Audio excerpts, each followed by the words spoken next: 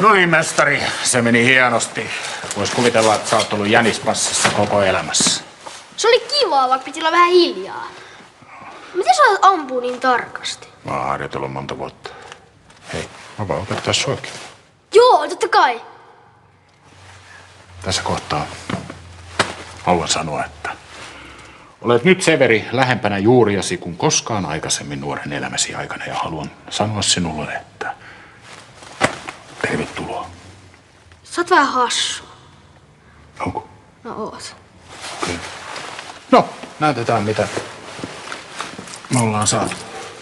Mä lähden äidin pois keittiössä, mä haluan kokeilla vaan sun kanssa kahdestaan. Se resepti jääköön vain meidän väliseksi salaisuudeksi.